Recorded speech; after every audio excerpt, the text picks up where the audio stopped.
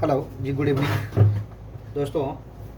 आज मैं fundamental geometrically concept का पार्ट 2 लेकर आया हूँ। तो बिना विलंब किए आइए फटाफट कॉन्सेप्ट को समझने का प्रयास करते हैं। अब आज हम चलने वाले हैं ओपन एंड क्लोज्ड फिगर। अब नाम से ही पता चल रहा है कि ओपन का मतलब खुला हुआ और क्लोज का मतलब बंद।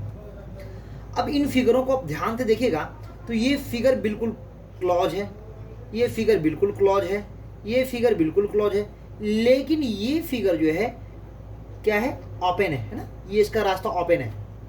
फिर मैं इसकी बात करूं तो यहां भी ये रास्ता ओपन है, यहां भी ये रास्ता ओपन है। तो ओपन एंड क्लोज नाम से ही पता चल जाना चाहिए आपको कि ओपन और क्लोज क्या होता है। जब बंद हो बिल्कुल तो बिल्कुल उसको क्लोज फिगर कहेंगे, और जब कहीं ना कहीं रास्ता छूटा हुआ हो, ओपन हो, तो उसको ओपन कहते हैं। मतलब enclosed inside this is called closed figure, और open boundary this is called open figure. अब मैं फिर दूसरा पॉइंट पे आने वाला हूं, interior and exterior of closed figure. Interior and exterior of closed figure. Interior का मतलब अंदरूनी, एक्सटीरियर का मतलब बाहरी। तो अंदरूनी और बाहरी। अब एक एग्जांपल के तौर पे मान के चलिए कि यह एक खेल का मैदान है। खेल के मैदान में प्लेयर कहाँ होते हैं? तो प्लेयर फील्ड के अंदर होते हैं। तो यहाँ पे ये प्लेग्राउंड है, यहाँ पे ABCDEF समथिंग, ये प्लेयर जो है अंदर में है। अब ये ऑडियंस है, तो ऑडियंस कहाँ बैठेंगे? बाउंड्री लाइन के बाहर। तो ये आपका एक्सटीरियर पार्ट हो गया। अब जैसे मान लिया यहाँ पे G है, H है, I है, J है, तो ये जो हो गए ये एक्सटीरियर पार्ट हो गया। तो ये इंटीरियर और ये एक्सटीरियर। मतलब कोई क्लोज्ड फिगर के यदि अंदर में स्थित हो तो उसको हम लोग इंटीरियर कहते हैं, और जब वो बाहर हो तो उसको हम लोग क्लोज्ड फिगर कहते हैं। क्लियर है? क्लोज्ड फिगर के अंतर्गत उसको एक्सटीरियर पार्ट कहते हैं, जो बाहर हो। अब यहाँ पे बात करेंगे हम linear and curve liner boundary. Linear का मतलब होता है एक रेखिक, सीधी रेखा में, है ना। लीनियर का मतलब होता है सीधी रेखा में, मतलब वो कर्व नहीं होना चाहिए। एग्जाम्पल के तौर पे ये बात कर लें, यह एक ओवल लाइक है, एग लाइक है, तो यहाँ पे क्या है, ये एक जो है कर्व लाइन से बना हुआ है, तो ये मेरा कर्व लाइनर बन गया। यहाँ पे देखिए, यहाँ पे बिल्कुल जो है स्ट्रेट लाइन का प्रयोग किया गया है, इसको हम लोग लीनियर बाउंड्रीज कहेंगे, है ना, लीनियर क्लोज फिगर कह सकते हैं। यहाँ पे भी देखिए ये कर्व है, ये भी कर्व है, लेकिन यहाँ पे क्या है, लीनियर का प्रयोग किया गया है। क्लियर है? चलिए मैं अगला पॉइंट बताने वाला हूँ, एंगल। एंगल क्या होता है? तो एंगल के लिए सबसे पहले जान दें कि भाई उसका जो स्टार्टिंग पॉइंट होता है ना, स्टार्टिंग पॉइंट होना चाहिए वो एक होना चाहिए, मतलब स्टार्टिंग पॉइंट 1 होना चाहिए, है ना। इसको जो है, अब जैसे OA एक रेज है और यहाँ पे OB एक रेज है, मतलब दो रेज जो है एक ही पॉइंट से स्टार्टिंग हो रहे हैं, दो रेज एक ही पॉइंट से स्टार्टिंग हो रहे हैं, इसलिए यहाँ पे क्या कहेंगे, OA और OB जो है के माध्यम से एक एंगल फॉर्मेशन हो रहा है। इस एंगल को हम लोग क्या कहते हैं? थीटा कहते हैं। अब इसको कैसे रिप्रेजेंट करेंगे? तो AOB या BOA होता क्या दोस्तों, जब हम एंगल की बात करते हैं तो जो एंगल रिप्रेजेंट करना होता है ना, उसको हम बीच में लेते हैं। तो AOB बोलो या फिर आप BOA बोलो, ये एंगल को थीटा से रिप्रेजेंट किया गया, तो यहाँ पे थीटा लिख दिया। अगला बात कर लेते हैं हम interior and exterior of an angle. यहाँ पे हमने क्या देखा, interior and exterior of a closed figure, लेकिन यहाँ पे मैं क्या बात कर रहा हूँ, interior and exterior of A angle, angle की बात कर रहे हैं। तो यह जो है, यह एंगल का जो ये बात छायांकित जो भाग में कर रहा हूँ, ये आपका अंदर का भाग है। अब ये अंदर के भाग में है, तो अंदर के भाग में कौन कौन सा पॉइंट है भाई? तो यहाँ पे पॉइंट का नाम डाल दिया हम, 1, पॉइंट 1, पॉइंट 2, पॉइंट 3, पॉइंट 6, ये सारे इंटीरियर पार्ट है। अच्छा, बाहर में कौन है? तो बाहर में 5 है और 4 है, और यहाँ पे ये पॉइंट 9 है। तो 5, 4, 9 जो है ना, वो कहाँ पे है?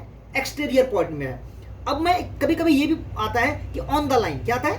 On the line. तो ऑन द लाइन क्या है? देखिए यहाँ पे एक पॉइंट 8 क्या है, ये पॉइंट जो है बिल्कुल कहाँ पे है?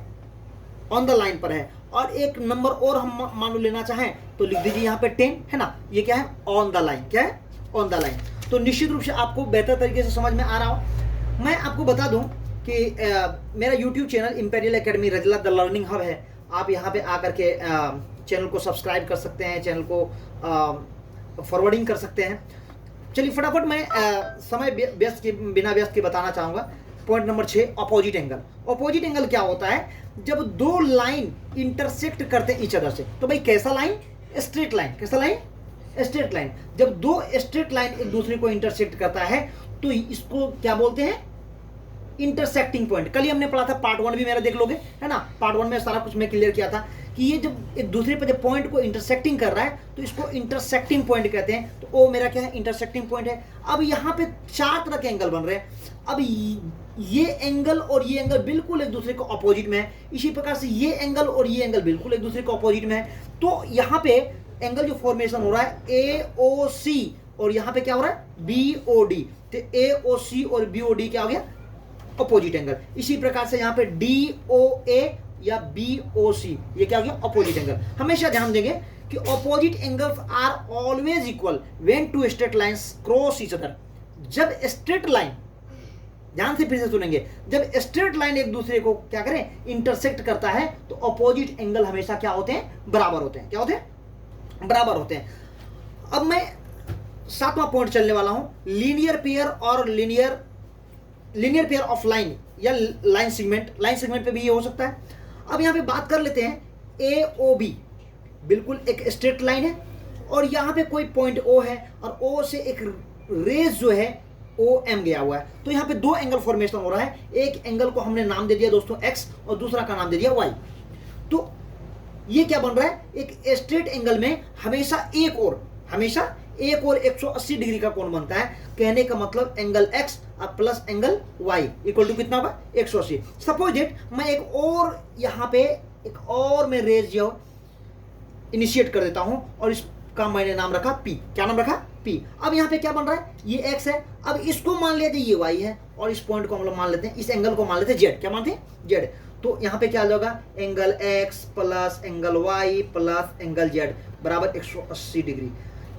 एट एनी कॉस्ट, प्रत्येक स्थिति में, चाहे इस पर कितनी भी रेज क्यों ना हो, लेकिन total sum of the angle जो होगा वो क्या होगा? 180 डिग्री। और इसी को हम लोग बोलते हैं कॉम्प्लीमेंट एंगल। क्या कहते हैं? Complement angle. तो ये आज हमने जो है फंडामेंटल ज्योमेट्रिकली कॉन्सेप्ट का दूसरा दिन चलाया। उम्मीद है कि आप लोगों को बेहतर तरीके से समझ में आ रहा होगा। इसी प्रकार से मेरे चैनल को देखते रहिए और आगे सब्सक्राइब कीजिए, फॉरवर्डिंग कीजिए। बहुत बहुत धन्यवाद। Thank you.